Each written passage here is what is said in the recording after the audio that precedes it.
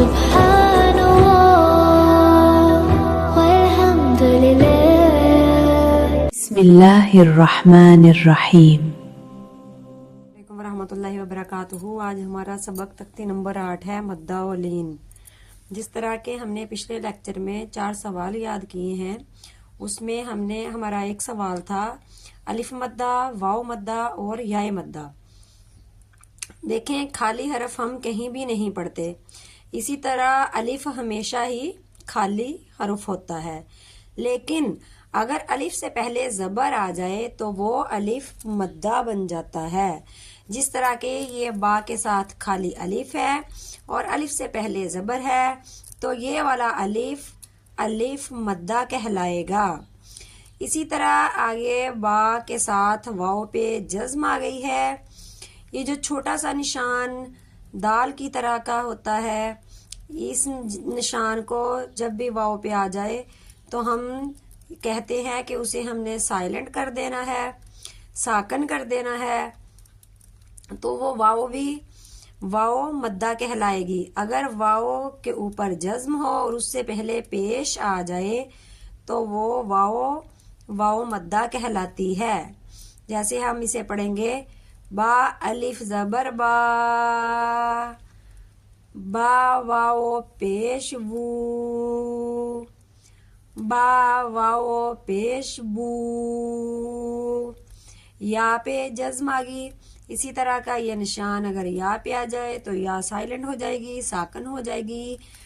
وہاں پہ ہم اس کو یائے مدہ کہلاتی ہے. اگر یا پہ جزم آ جائے، اس سے پہلے زیر آ جائے تو وہ یائے مدہ ہوتی ہے. تو اسے جس پر بھی اگر واو اور ویسے جزم جس لفظ پر مرضی آ جائے، لیکن یوں ہی یہ جزم واو اور یا پر آئے گی تو واو اور یائے مدہ کہلائے گی.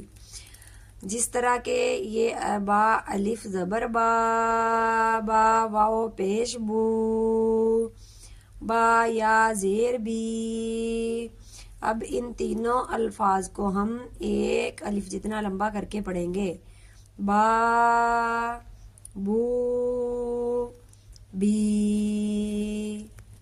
دیکھیں اس میں آپ کو اور بتاتی چلوں کہ یہ با واو پیش بو، اس کے ساتھ بھی آگے خالی الف ہے. جب خالی الف آ جائے تو ہم اس الف کو بھی نہیں پڑھیں گے. اس الف کو اس لیے نہیں پڑھیں گے کہ اس سے پیچھے والے حرف پر زبر نہیں ہے. اگر الف خالی ہو اور پیچھے والے حرف پر زبر ہو پھر ہم الف کو پڑھیں گے، ورنہ خالی الف نہیں پڑھا جائے گا. اور آگے دیکھیں اسی طرح میرے ساتھ پریکٹس کریں. یہ تا الف زبر تا، تا واو پیش تو، تا یا زیر تی، تا تو تی. اسی طرح ہم سا کو نرمی سے پڑھتے ہوئے ان الفاظ کو ادا کریں گے. ہا کو حلق سے نکالیں گے، خوا کو پر کریں گے. اور آگے آ گئی را. را میں آپ کو ایک مین بات بتاتی چلوں کہ را الف زبر را، را واو پیش رو، را یا زیر ری. را کو جب زبر اور پیش آئے گی تو ہم پر کر کے پڑھیں گے ہمیشہ کی طرح، اور جب اس پر زیر آ جائے گی، جب اس پر کسرہ ہوگی تو ہم اسے باریک پڑھیں گے. را یا زیر ری، ری پڑھیں گے، باریک پڑھیں گے، ٹھیک ہے، اسے پر نہیں کریں گے. اسی طرح آگے زا کو سختی سے ادا کرتے ہوئے اور تو کو پر کرتے ہوئے ہم اس تختی کی اسی طرح سے ایک الف کے برابر پڑھتے ہوئے پریکٹس کرتے جائیں گے. اور آگے میں بتاؤں آپ لوگوں کو کہ یہ ہا سینے سے نکالنے والی ہے، اور یا یہ الف زبر یا واو پیش یو، یا زیر ی، یا یو ای. اس میں ہم یا نہیں بولیں گے، یا کی آواز یا ادا کریں گے، صحیح سے ادا کریں گے. آگے دیکھیں یہ حمزہ آ گیا ہے. اکثر لوگ اس کو پڑھتے ہوئے کنفیوز ہو جاتے ہیں کہ حمزہ ہے اور خالی الف ہے، ہم اسے کیسے پڑھیں گے؟ اسے بھی ایک الف کے برابر ہی لمبا کیا جائے گا. حمزہ الف زبر آ، حمزہ واو پیش او، حمزہ یا زیر ای، آ او ای. یہ خالی الف نہیں پڑھا جائے گا، نہ ہجے میں بولا جائے گا، نہ روانگی میں اسے پڑھا جائے گا. ٹھیک ہے، اسی طرح سے باقی تختی کو ہم پڑھتے ہوئے اپنے اس تختی کو آج انشاءاللہ کمپلیٹ کر دیں گے. پھر اس کے بعد میں آپ کو لاسٹ بتاتی چلوں کہ لاسٹ واو ہے، واو الف زبر وا، واو واو پیش وو.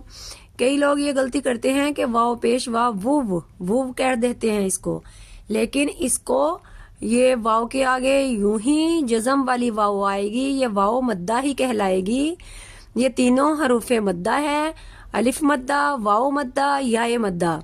ٹھیک ہے، یہ حروف مدہ ہیں، ان کو ایک الف کے برابر ہی ہم لمبا کر کے پڑھیں گے، اور اسے بھی اسی طرح سے وا وو وی ایسے ہی ادا کریں گے.